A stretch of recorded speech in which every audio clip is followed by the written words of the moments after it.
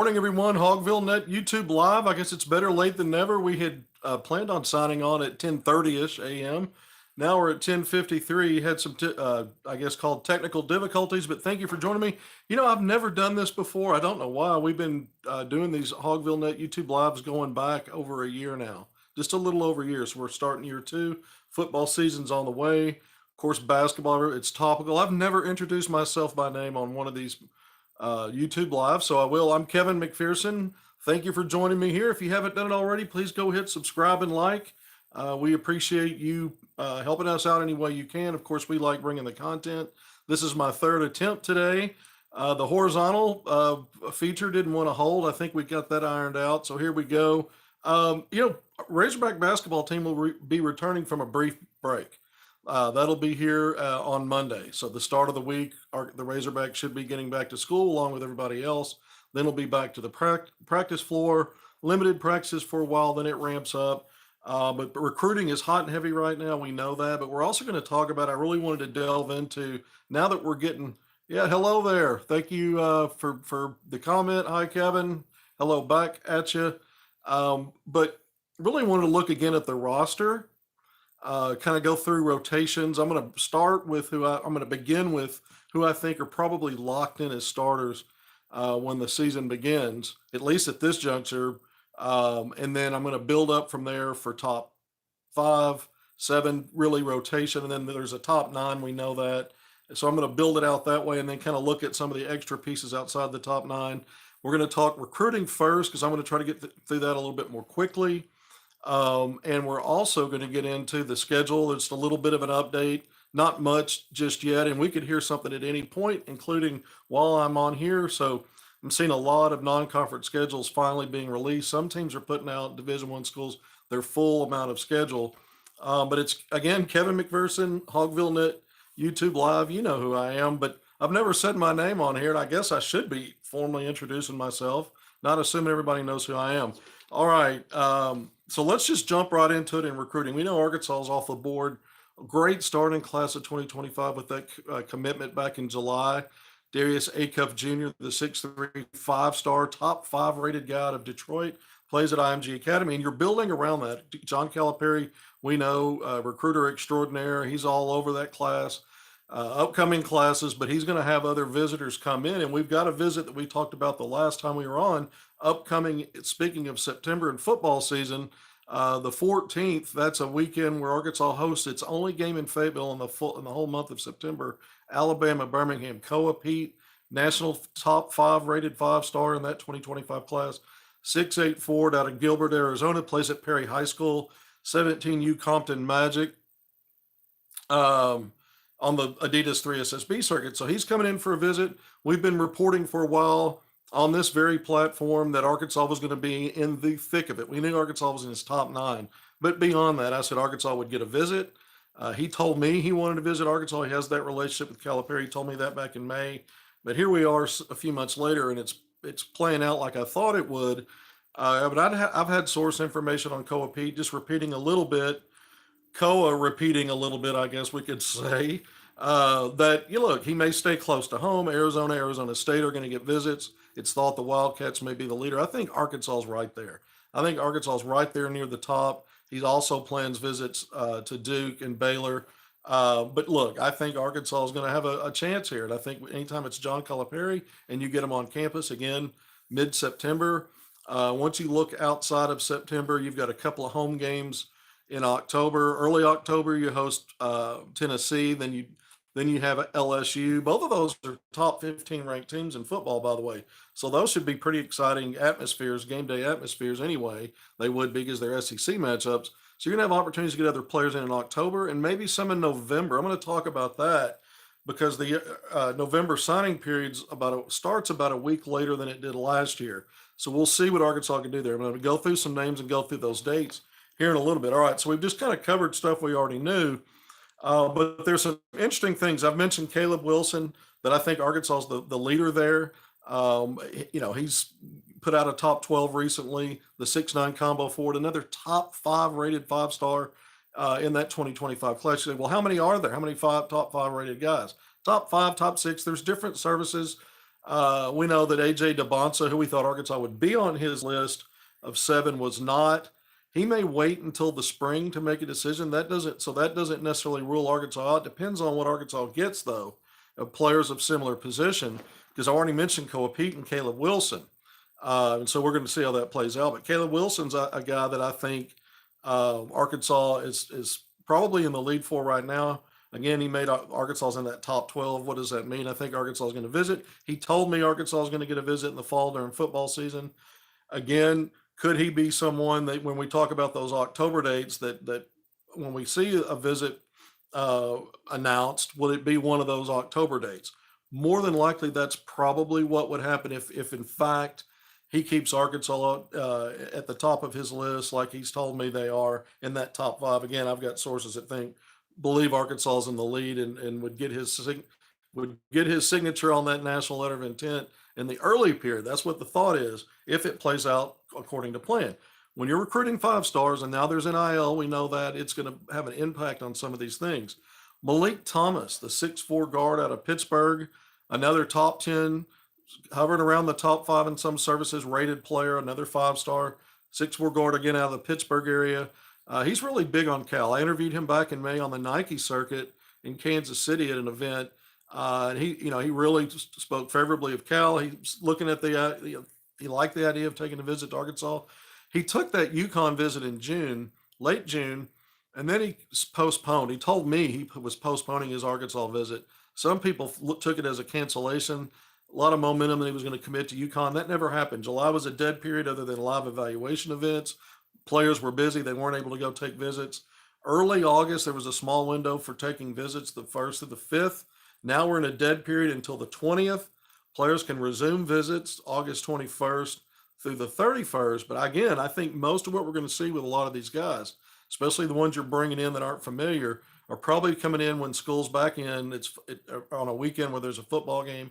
They could see your fan atmosphere, get the whole experience. And they can also, by the way, attend at least one, likely more than one, if you can work it out with the timing on the visit, basketball practice. You're going to get to see Calipari coaching the upcoming, his first Arkansas roster and his team, if you're a visitor during those times. And so Malik Thomas is a guy that Arkansas is back in the hunt. I think there are other players to keep an eye on in terms of what he might do. It was thought that at one point, Darren Peterson off to Kansas, Malik Thomas to UConn, Darius Acuff Jr. to Arkansas. Well, Arkansas was the first to get a commitment from a top 10 rated 5-star when you look around the landscape of college basketball. Malik Thomas now, the name thrown around with him is Caden Lewis, who I watched play last weekend in that Under Armour Elite next Elite 24 game. It's an all-star game, mostly 2025 players. There were some 5 stars in there. Some 2026. Arkansas is recruiting several players there, and we're going to talk about some of that as we kind of get through this recruiting part. But Malik Thomas and Caden Lewis, UConn is recruiting Lewis. So is Syracuse. So is Duke. At one point in time, going back just a few weeks ago, Kentucky thought maybe it was going to be in play for that player. Not looking so much now. Then it brings up the name Jasper Johnson, where another top 10 rated 5-star, another guard, another prolific scorer like Malik Thomas, like a Darius Acuff Jr., like a Caden Lewis. It's kind of a shell game with some of these top 10-ish rated 5-star guys, what they're going to do. Lewis is not rated as highly right now as some of these players. Some people think he should be rated in the top 15 and a bona fide 5-star. He's a very talented offensive player. Again, I watched him this all-star game. He had some trick shots. I mentioned there are times where, Boogie Flan, Arkansas's freshman guard, who was a 5-star McDonald's All-American in the 2024 class, has some traits that remind me a little bit of Kyrie Irving. Not trying to go all the way there and make that full comparison, but some of those little bit of craft in his bag in terms of his dribble drive game. Caden Lewis is similar to that. I'm not going to talk a lot about him because Arkansas is not front and center for him, but there are some potential developments with backcourt players that you could see a Malik Thomas land at Arkansas.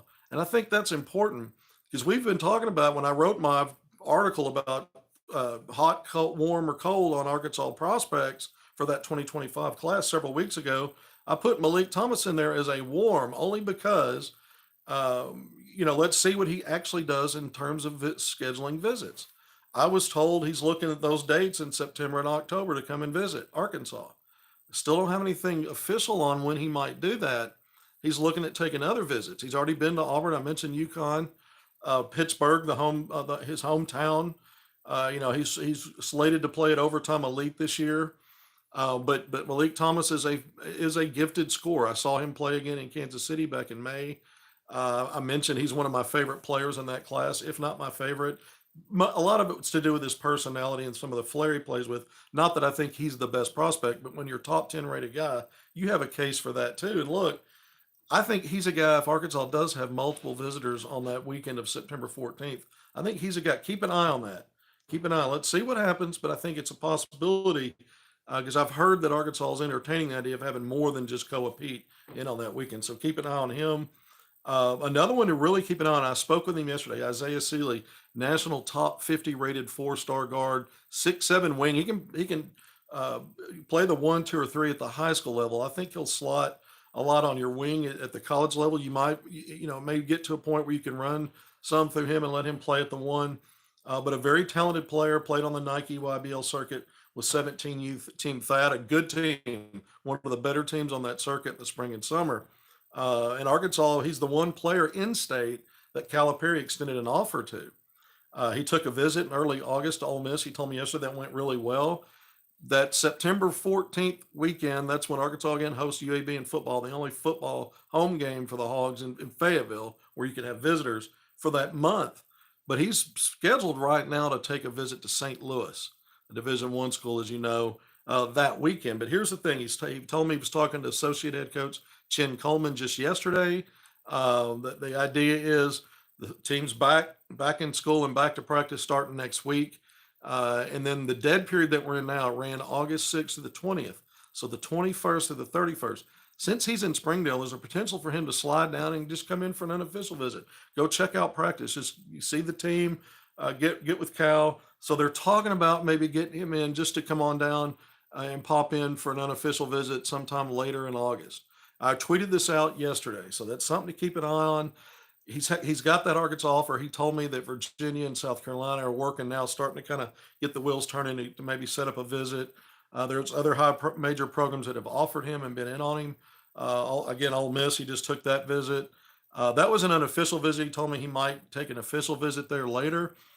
So it's very interesting with Isaiah Seeley. If Calipari's offered him, I think it's going to be very tempting for him if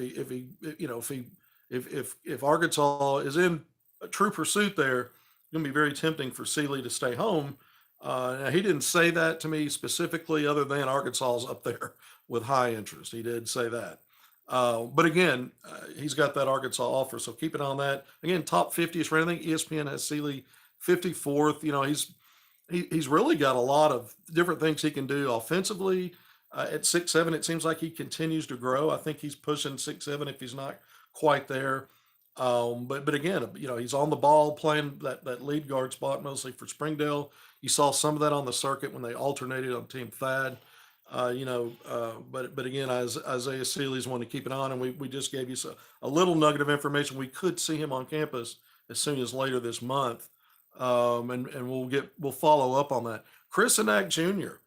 Really was one of those chart climbers. Now a 5-star, top 5 rated by some services in that 2025 class. 6'10" forward center, and he had Arkansas recently on his top 12 in his top 12, and it could be a situation where Arkansas with Malachi Marino from the state of Kentucky, another big man, looks to me he's going to make his announcement tomorrow in the morning at some point.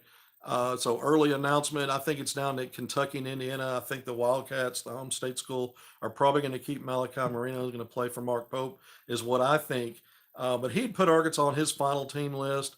It initially came out that he had an early October visit set up for Arkansas. And then I came on one of these segments shortly after that and said, look, I'm told that's not going to happen. That visit's not going to happen. And so I know there's been some talk about some folks still think he was maybe coming on that visit. Some of that's been out there. That's been over for a while. And again, he did take an unofficial visit to Arkansas with the previous coaching staff last year, but Malachi Marino, I think, is probably going to Kentucky. If not Kentucky, I'm looking at Indiana, but I think it's the Wildcats. But I go back to Christian Jr. because Kentucky's been recruiting him as well, and they're similar position wise. And so here's a player that again Arkansas and some other SEC schools were in his final 12. But I think Arkansas stands a chance to maybe get him on campus. That's something we're going to keep a tab on moving forward. But he was a top 50th ranked player, really emerged in the spring. And when you got into June, he really starred at that MBPA Top 100 camp in Orlando, Florida, and Calipari and the Arkansas coaching staff, several members there to watch him perform. It wasn't long after that that Arkansas extended an offer. And now, with being on that final 12 list, again, it's John Calipari. This young man's moved up in the rankings. Some services have him hovering around top five. And he played circuit wise, he played on the next 16 pro Puma league, which is a rising, it's I think it's probably the fourth best circuit outside of the top three, which is Nike, Adidas, and Under Armour. So he's a 5-star player, listed as a forward. Sometimes there's some versatility there. I think he'd play the 5 in college. And again, he's a guy that keep an eye on because Arkansas is on his list. I mentioned Jasper Johnson. Arkansas is on the final 5 list. It's Arkansas, Kentucky, Louisville. I think it's Alabama and North Carolina as well in there. Not sure what's going on there, but again, what he does in concert with guys like a Caden Lewis, who I talked about, and Malik Thomas, there may be some, it may be that 3-headed guard monster where you pay attention to what schools are zeroing in on those guys, which may bump somebody somewhere else. And you don't want to think that a Malik Thomas would just settle in Arkansas because that preferred destination didn't play out. But remember, he took that UConn visit back in June. It was thought that he'd commit when he postponed the Arkansas visit. Right now, until he schedules something officially with Arkansas and formally, and that becomes known, we can assume that it's still a cancellation or an indefinite postponement, however you want to phrase it. So we want to see where that goes. But again, with Marino, I think that opens some things up for maybe Chris Enack Jr. because I think Marino again is going to Kentucky. Another player, it's interesting. It came out from Adam Zagoria's reporting from that 2025 class, a top 35, some 35 to 50 rated guy. Maybe this guy after this big performance again, watching this All-Star game over the weekend, that Under Armour Elite Next 24 game, Sean Abaez, Abaev, Abaev, Sean Abaev, had just an outstanding performance. 6'7" lefty, really smooth, athletic. But he played on the ball. He played lead guard in this All-Star game and did a great job of facilitating. I think if he didn't get a double-double, he was close to it. I know he had over, right around 23, 24 points, and 9 or 10 assists, but did a really good job as a pick and choose playmaker. When he had the full bag on offense in All-Star games, sometimes it's hard to tell. There were a lot of dunks in this game, but he played very well. And Adam Zagoria reported that Arkansas is among a few schools that will plan to go and have an in-person evaluation of him in September. So I mentioned the recruiting periods. Right now we're in a dead period. The 21st of August through the 31st technically is a quiet period. So you can't go do in-person meetings off campus. He can come and visit. Any player at a Division I school could come in for a visit on campus. Well, September 4th is the new marker now moving forward for recruiting period. September 4th through April 30th of next year is a recruiting period. That means live evaluation, in-person, in-home visits. There are certain dates where it'll go dead, holidays lead up to the early signing period. There's a little few pockets where it flips, but for the most part, it'll be a recruiting period. And so in September sometime, then the idea is Arkansas and other schools can go and see players at their schools. They could go to their practices at school. They can see them at school. They could go and do in-home visits. Of course, that's 2025 and 2026. Younger class players, they wouldn't be able to do all of that, but they could watch younger class players during a school's practice. I know it gets a little convoluted. We're really focused right now on 2025. So anyway, the Sean Abaev is a player that really impressed me. A lot of schools now. He was already getting recruited pretty heavily. 20 minutes in, thank you for joining me on HogvilleNET YouTube Live. But it looks like Calipari and Arkansas may have some interest there. Again, we're talking about um, Isaiah Sealy, similar size, similar position. I mentioned he could play the one, two, or three. Sean Abayev in a big time All Star setting really showed off, and is a guy that might move up in the recruiting rankings. He may end up being going from a top 35 guy to a top 20, 25 guy and end up with a five-star rating at some point. But a player that plays with a really high floor IQ, fun to watch, and just moving through some of these, you're probably still wondering about the Boozer twins. I think it's probably the home city school, Miami Hurricane or Duke. Likely, we'll see if something else changes there. Arkansas is always mentioned as a program that's recruiting those guys among the handful of schools recruiting the hardest. They have a relationship with Calipari. We can keep an eye on that. I mentioned DeBonsa. If he drags it out at the spring, maybe there's a chance the number one player in the country takes a second look at Arkansas at some point. Right now, Arkansas is not in the top seven. And so that's really just kind of Nate Ament, the 6'9" forward who I saw play in the Adidas circuit back in May. At that time, he was ranked in the top 20. He was a five-star. He's moved inside the top 10. He's getting a lot of recency love in terms of he's going to be a top three pick in 2 years. And what I mentioned at the time was he reminded me so much of Michael Porter Jr. He also played in this Under Armour Elite Next 24 game and knocked down, I think, 3 or 4 threes early, had some nice mid-range shots. Needs to get stronger. The further he penetrates, because he's got good ball handling skills at 6'9". So if you close hard on him, he's going to drive. But I noticed when he gets in the teeth of the defense, there was some loose balls and some problems with him dealing with contact. But man, all the soft skills are there. The shooting, he's 6'9". It looks legit to me in person. And he's a guy that, again, Michael Porter Jr. with the Denver Nuggets, the NBA champions 2 years ago, but one of those guys that slots in with that positional size at 6'9" that can play the wing in the NBA. I see why people think he'll be an early draft pick. And he plays with a high IQ, that's for sure. Really good player. But he's a guy that Arkansas, has been in touch with for a while. He told me back in May he'd already been in touch with Arkansas's new coaching staff. That continues. And it's a possibility, again, at some point, maybe Arkansas moves into the picture with a visit. There's so many of these 3-4 combos. When we look at him, we look at Caleb Wilson, who I think maybe not as skilled as a Nate Ament, but also 6'9", more of a rim protector and rebounder. But he's got emerging perimeter skills. He's a very good slasher as well, taking the ball off the bounce, filling in transition.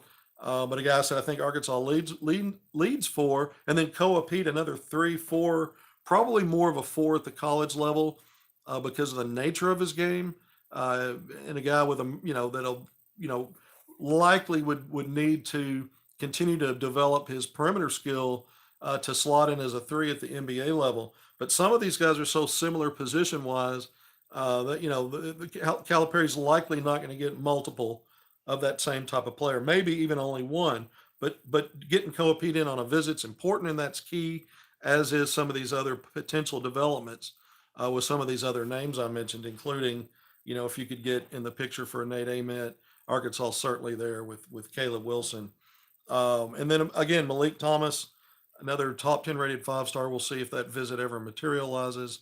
I think when we break this down really to put the most likely visits right now, it's a group of 4. It's Pete. We know it's scheduled. It's Malik Thomas and Caleb Wilson based on them recent talking points that they're coming on visits.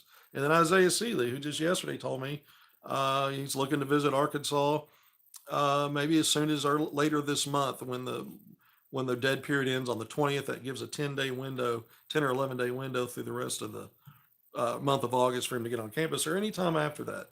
All right, so those seem like the most likely. A couple of players that I also watched in this All-Star game, I mentioned it was mostly 2025 guys. There were a couple of 2026 guys that Arkansas has either offered, close to offering, or really going to step up the recruiting process. Both of them 6'1", 6'2" guards in terms of how they're listed. Both of them top 25 rated players in that 2026 class. Tay Kenny out of Newport, Kentucky, that he reported an Arkansas offer out of that class of 2026 about a month or so ago. But he was a guy that showed well at times.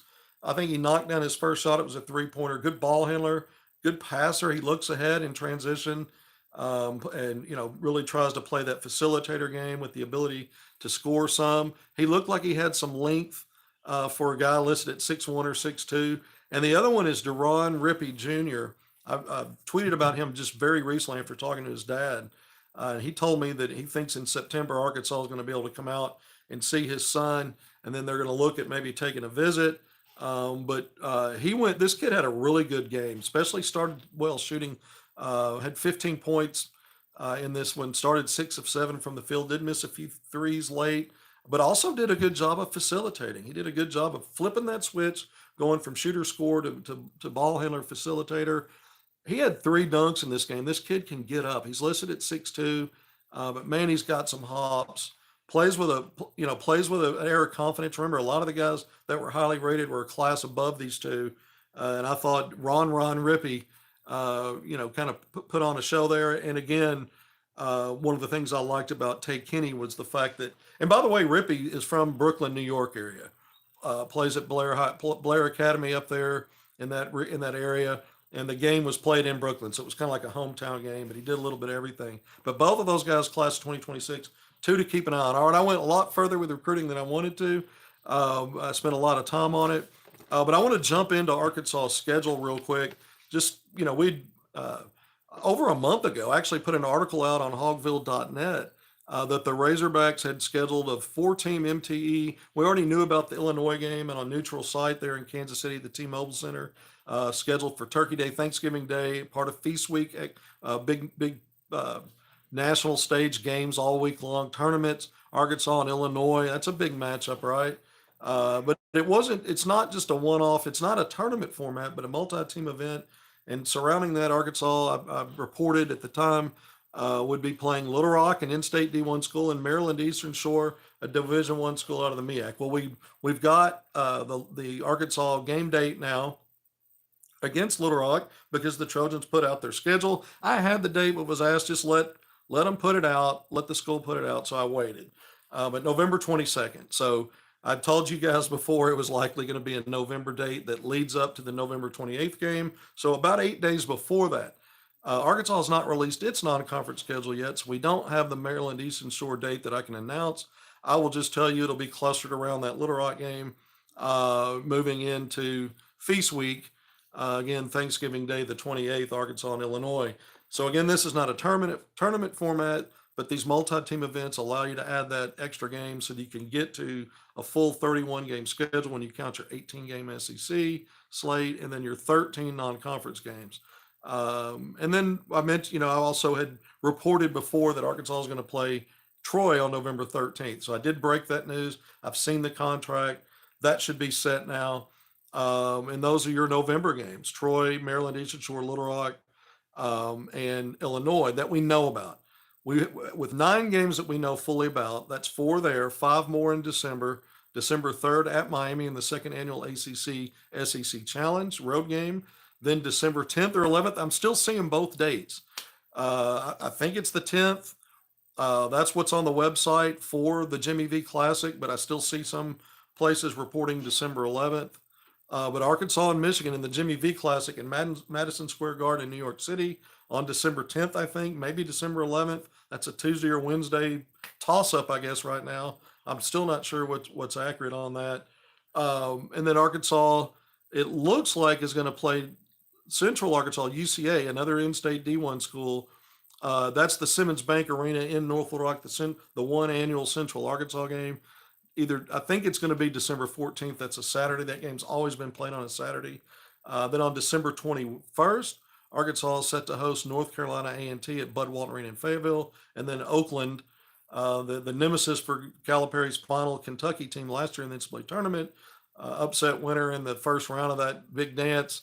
Calipari tries to get his revenge with his first Arkansas squad with a home date, December 30th at Bud Walton Arena. So that's 9 games, 5 in December that I just mentioned, 4 in November, 4 more games to go. We're going to see more in November, maybe most, and I still think Calipari's likely to play somebody, a marquee type of game, maybe in the middle of conference play somewhere, whether it's late January or sometime in February. It's what he did last year. when Kentucky hosted Gonzaga. I think it was in February. So I'm still looking at that. Still talking points about Arkansas playing a neutral site game in the regular season in Dallas against somebody. Could that be a game played in the middle of conference play or sometime in November? Something to pay attention to. Who's that opponent? Calipari keeps talking about a home and away series with somebody. He wouldn't say that just talking about some of these mid or low major matchups. He's talking about something more eye popping, where you would schedule a home game maybe this year, play on the road next, or vice versa, on the road this year and home next. Still waiting to hear about that. He's talked about 2 exhibition games. Let's go back to Dallas now. He said Dallas exhibition game against TCU. Well, TCU plays in Fort Worth. Would you play on TCU's campus in DFW, or would you play in a neutral site in Dallas, which is really closer to TCU's campus? Don't know the answer to that. And then Kansas is an exhibition game at Bud Walton Arena. Remember the Purdue game last year and what that place was like? I was there. It was wild. Arkansas, a bad Arkansas team as it proved to be, actually beat the eventual national runner-up, and a team that won the Big Ten is projected, beat that team in overtime. And so that was a wild game. I think Arkansas, Kansas would get a lot of national eyes in terms of interest for an exhibition game, and it's Bill Self and John Calipari. So we'll see if that gets done. So there's still some unknowns with schedule. The only staff thing I want to bring up is we're still waiting to find out who this 5th assistant, a formal announcement. Tyler Eulis, the former Kentucky player, student assistant at Kentucky the last couple of years, had some coursework to complete, is what I was told, so that he can accept that position. But we don't have anything formal announcement on that. Again, the team returns for the fall semester. You would think that might be something that's been learned by now. Is he ready to go and ready to be hired? So we're still waiting to hear something on that. It could happen any time now. It could be while I'm on. There could be some stuff breaking right now. And then, as far as the fall semester again starting on Monday, I know everybody's getting geared up for football season, but I think some of the things we've already talked about, recruiting visits upcoming, and then what more can we learn about this roster? At some point, I'm hoping the media is going to be invited in so that we get a firsthand look at these Arkansas Razorbacks. Because now I'm going to spend some time. This is what I wanted to spend most of my time, and I'm already 32 minutes in.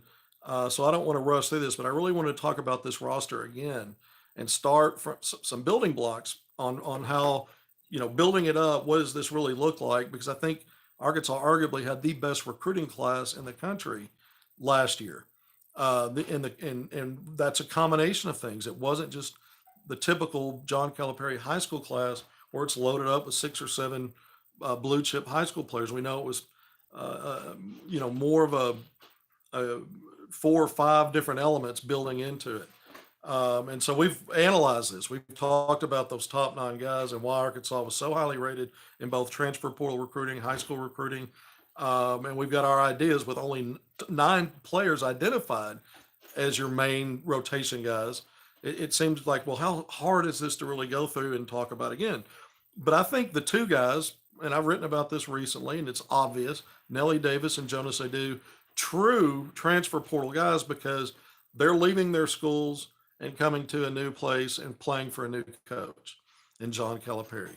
Those are 2 guys that have had a lot of experience in the NCAA tournament going deep. They've had all conference accolades as top players on their teams. And so there's similarities there in building blocks in terms of why Arkansas is going to be a preseason top 3 or 4 team in most projections. I think it was John Rothstein, what was it, last week or 2 weeks ago, that had Arkansas pegged as the 2nd best team in the SEC behind Alabama. And top 10, 15 nationally is what I've always said when we start to see some getting closer to the season, preseason rankings. But it's going to start with those 2 guys. And so I think, to me, it's a no-brainer that these guys are locked into starting roles. There's just no doubt about that. Barring an injury or something weird, they're locked in. I'm going to say the next guy I think that about is Adu Thiero. Versatile guy, a 3-4 combo. I think he's locked into that starting 5. Something weird has to happen for that not to be the case. When we move into the season, we will win over 32 games. Woohoo! Yeah, everybody wants that. So I do. I think those 3 guys. I think it starts with Nellie Davis, Jonas Adu. I think the next guy up is Adu Thiero. He's also a transfer portal guy, but he's been with Calipari for 2 years at Kentucky. He's had 2 seasons under him. He's got first-team NBA draft projections. or excuse me, first round NBA draft projections potentially. Calipari spoke highly of what he's seen from him so far. Said he's been really good in the limited summer work in June and July. So now it's a matter of when he starts games, is he a 3 or is he a 4? This is where we're going to get to here in a little bit. I think if I'm looking at a fourth guy that's most likely to be in that starting group right now, I think it's DJ Wagner.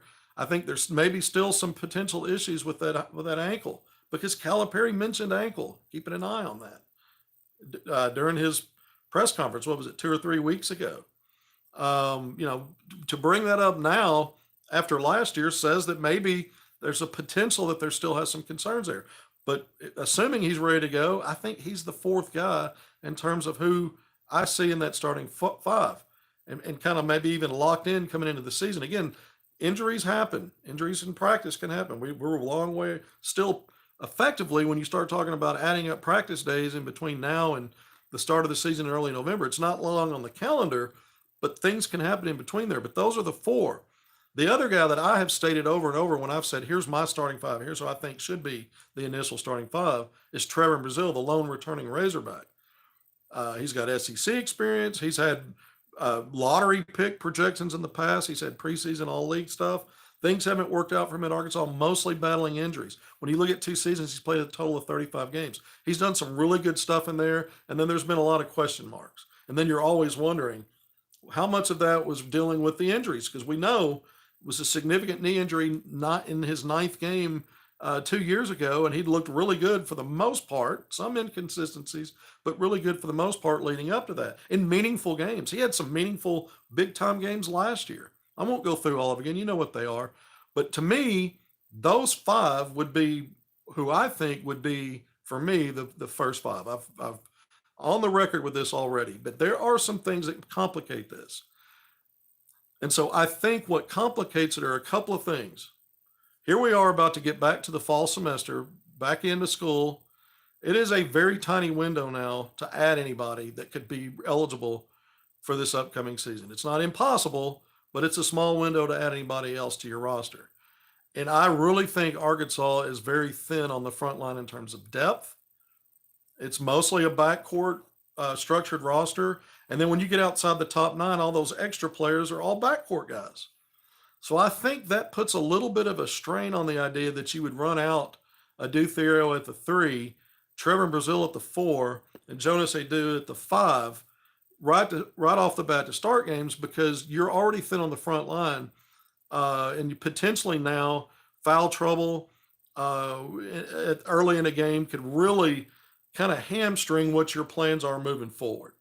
Are those your best 5 guys? Maybe, but that doesn't necessarily how it always works. Sometimes, sometimes you have to make adjustments to what you're doing based on how your roster's structured. And so unless he adds another frontline piece for depth, somebody that could actually help between now and when school starts, or whatever that window is after school starts, where people have to be enrolled and be in, I don't think it's a big time gap there. Then you're looking at, okay, this is it. So that to me says one of those 3 that I just mentioned, Thiero, Brazile, or Adu, are going to play off the bench. And my money would be that it would be Brazile then playing off the bench. The other part, I said there are 2 things that limit why I think that top 5 would actually start games. That's one. That's probably the biggest one. Or the biggest one could be, you could argue, is that Calipari has always started freshmen, sometimes multiple freshmen, at least one. Even in this era now where he's brought in transfers and guys with experience, but freshmen are always in his starting 5, it seems like. Well, that means, is he going to buck that trend? I mean, he's one of the greatest recruiters of all time, the greatest in my opinion, for a reason.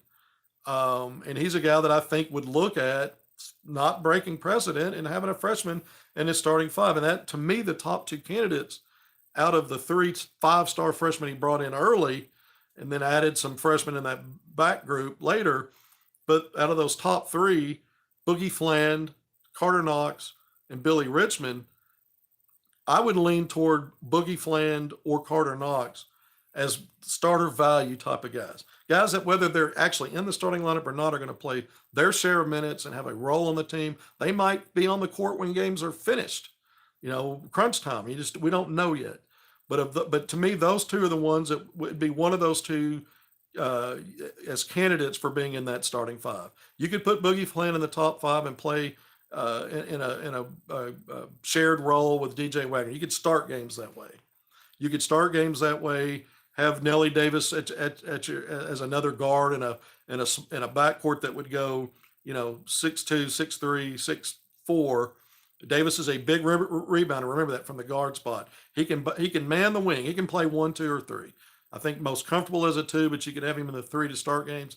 Adu Thiero at the 4, Jonas Adu at the 5, or and this may be more likely actually. Instead of Flan, it might be a Carter Knox on the wing.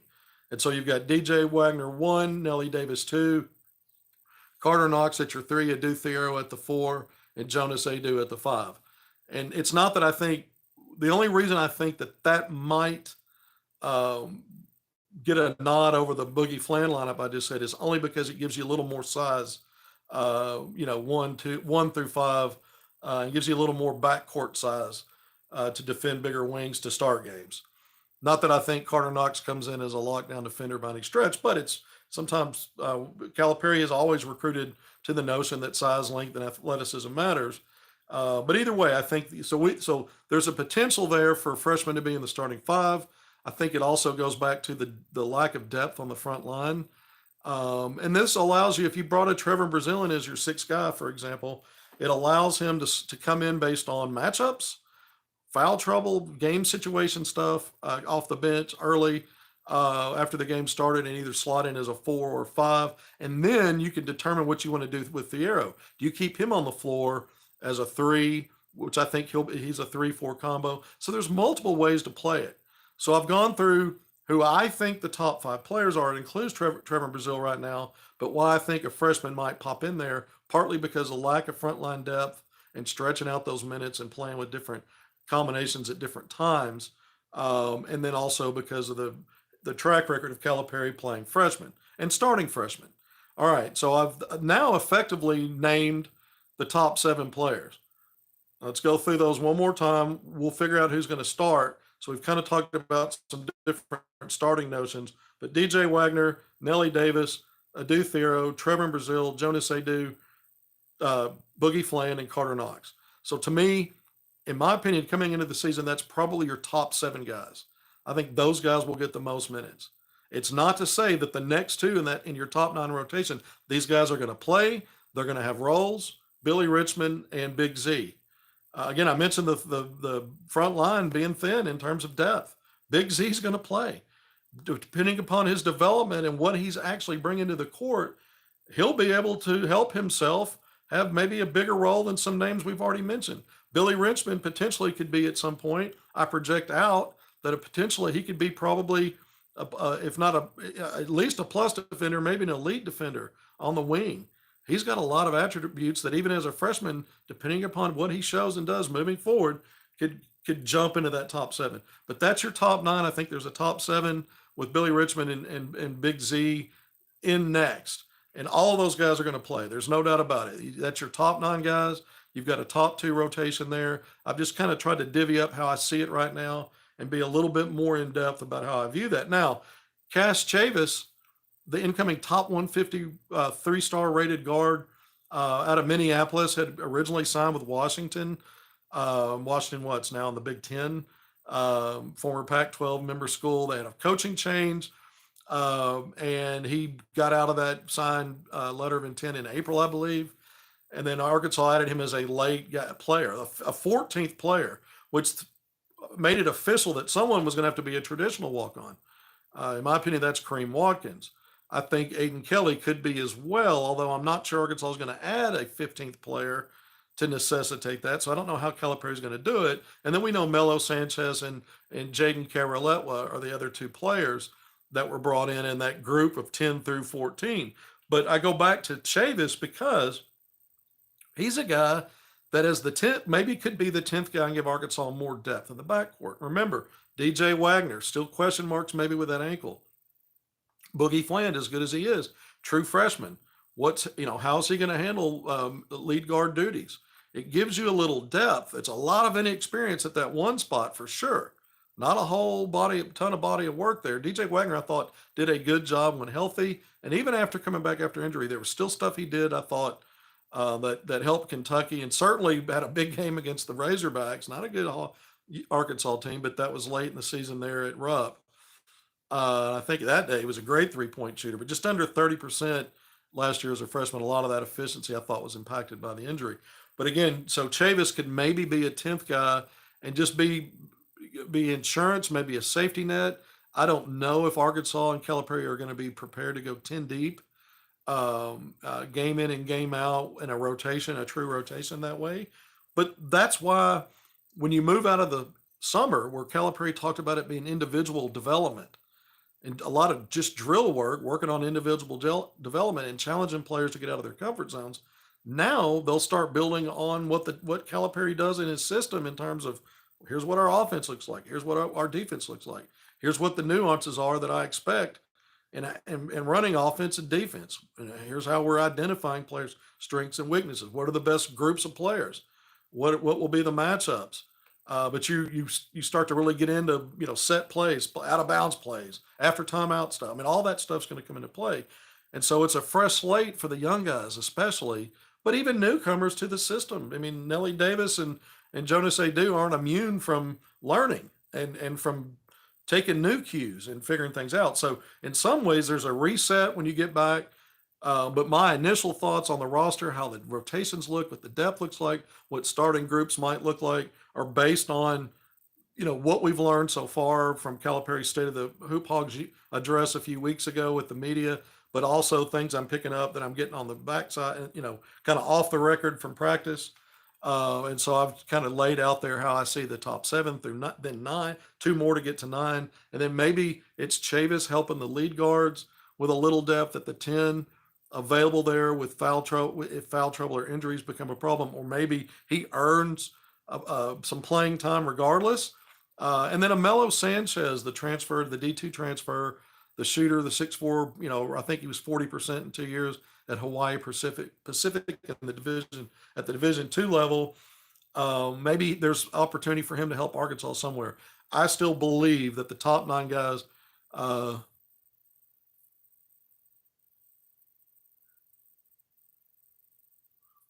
some of the comments coming over. Someone asked me who any standouts.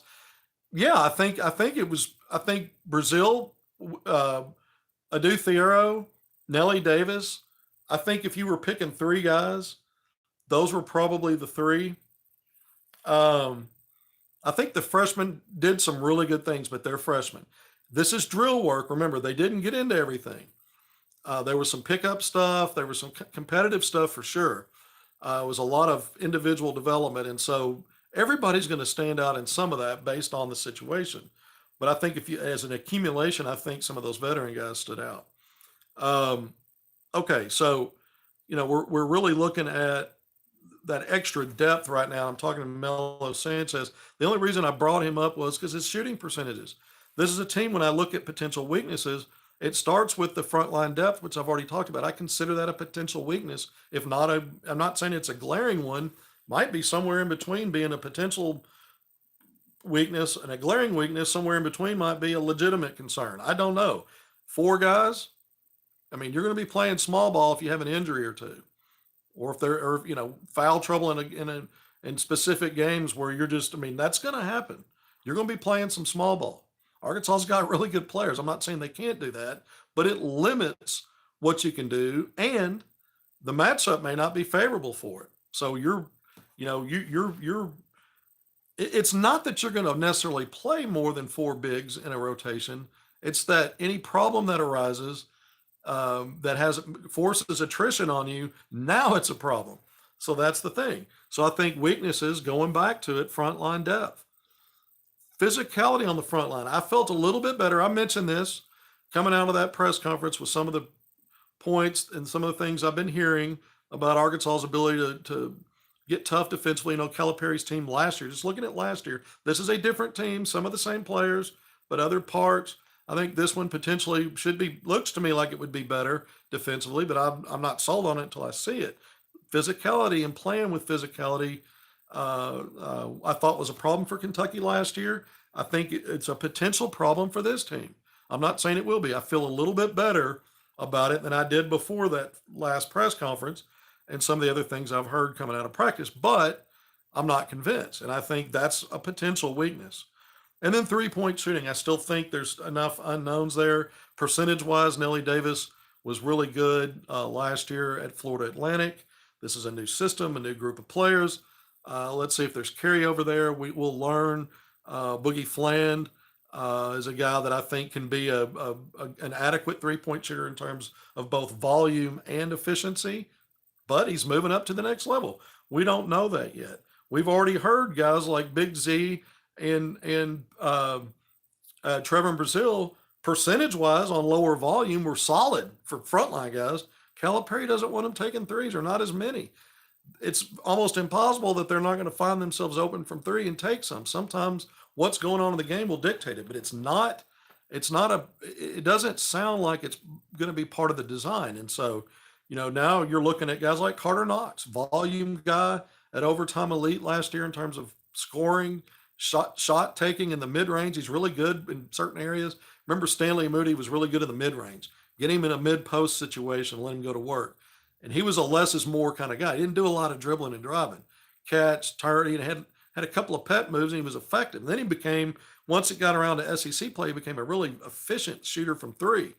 A lot of times it's the opposite. You shoot better against lesser opponents in non-conference, and things get tougher in league play, and it's the opposite. He actually was a positive for that team that eventually went to an Elite Eight, Arkansas second. Ken Carter Knox is a true freshman. Remember, Moody was a grown man. He'd had multiple years of Division I experience before coming over to Arkansas, and was a top college player, albeit at a mid-major. Carter Knox is a true freshman. He's got that swagger. They're trying to get him to shoot less on the perimeter and drive and slash, but he's gonna have to knock down shots when he's open, and when the offense creates that, you don't want a blind spot out there either. So it's all about decision making and choices. You don't want to settle when there's a better play and he's a good driver and slasher, but you also want to be efficient, proficient, and then that might dictate your volume. And you don't ever want your volume to be high when your efficiency's low. That's a problem. But again, a Carter Knox, is he going to be able to deliver? I think he was around 34% last year at Overtime Elite on volume. So you can live with that if you can, if they can transition that to the next level. But hearing Calipari's talking points, he wanted to see him slash more. He actually wants to see Billy Richmond shoot a little bit more because he's an elite slasher, and defenders are going to sag off of him. So they want him to be able to stick that mid-range lefty shot that he likes and get better from three. When you start looking at the freshmen. So I think there are still a lot of question marks in the perimeter shooting, 3-point shooting, circling back to that. So I think that's a potential weakness. I think the strengths are obvious. There's a lot of good experience on this team. When you limit your freshman classes and cut them in half effectively from 6 or 7 guys to 3 or 4, and I know Jaden Carroll-Letwood counts as a freshman, and Aiden Kelly, those guys are outside the top 9 rotation. Cash Chavis, another freshman, but we'll see if he cracks the top 10, if he's that 10th guy, or if he outperforms guys and moves up into the top 9. I don't foresee that necessarily, but I'm not ruling it out. But again, I think 3 of those freshmen, when you've gone to a model of 8 or 9 top rotation guys, you can automatically set 3 of those freshmen aside and look at, he only brought in 3 freshmen that he has plans to use. That means if you're going to play 9 guys and only a third of those guys are true freshmen, it means 2/3 of your players have experience at the college level. In terms of Nelly Davis and Jonas Adu, we've already said it, but it's a lot of good experience. NCAA tournament deep run experience. Jonas, Adu Thiero, 2 years already in the college game, has some really good traits and showed really well at times. Expected to take the next step. Guys with college familiarity playing with Calipari. Thiero, DJ Wagner, and to some extent Big Z played 15 games last year. You got Trevor in Brazil, who's used to playing in the SEC. Going back to Missouri. I still think, when you add up all his playing time and games he actually appeared in, he'll be a 4th-year player, but he's closer to really being a guy that's barely played, if you put it all together, really significant impact of 2 seasons. So, but still, that's better than coming in as a rookie. So I think experience is a strength of this team, and quality experience. I think the athleticism, the size, the length, it checks boxes in most position areas. Arkansas is good there. Again, I go back to physicality, but I'm talking about um, some of the positives. When we look at Calipari, let's go last year on his roster when he brought in. He'd already had Antonio Reeves. It was his second season in the program. He brought in Trey Mitchell. So you had some impact transfer guys in that lineup. None of those guys had big NCAA tournament experience before they came to Kentucky. And then you're playing with a lot of freshmen, very loaded roster. Guys going on to the NBA, just like Calipari always does. It churns and burns a lot of those one and dones. But what you didn't have in the experienced guys are guys that had good experience in terms of NCAA tournament runs. This team has it in Nelly Davis and Jonas Seydoux. That's different. I mentioned Adu Thiero in his 2 years at Kentucky. Just because Kentucky has performed poorly in the NCAA tournament relative to expectations, it's still been a top 10, 15 ranked team at times in those runs. And here's a guy that was part of that. So that's good experience. He's been a part of a winner in the SEC. Same with DJ Wagner and Big Z last year. Kentucky at times was ranked in the top 10. It seemed like they were always at least in the top 20, even when they had some downturns. And it was a highly seeded team coming in the NCAA tournament. So these guys not only have some valid Division I experience, but for a winning program, and now they get continuity with the same coach. So I think the success part of the experience also matters, and it's something that if you're saying, well, Calipari has slipped in terms of postseason in the last few years, yeah, but this team may be a little bit different in terms of if you really start comparing resumes of guys he's brought in. And we're more and more now in a world of college basketball where there's so much movement with players transferring that when you say, gosh, he's turned over an entire roster. Well, Calipari is one of the original guys to turn over at least half his roster anyway, going back years and years and years because of all the high-level freshmen he brought in that were one and dones. He was kind of the first guy that started acclimating to that.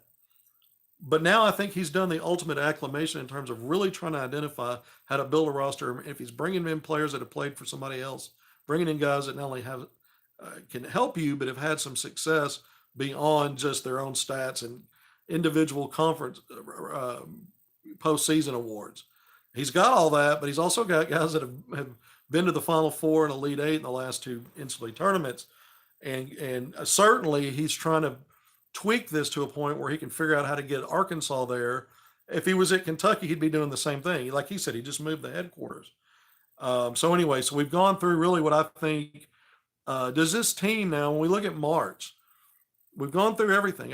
I wanted to finish on the strengths of the success part because I wanted to bridge this to the March stuff. Is this team built to make a run in March? I think it is for the reasons I gave A to Z before now.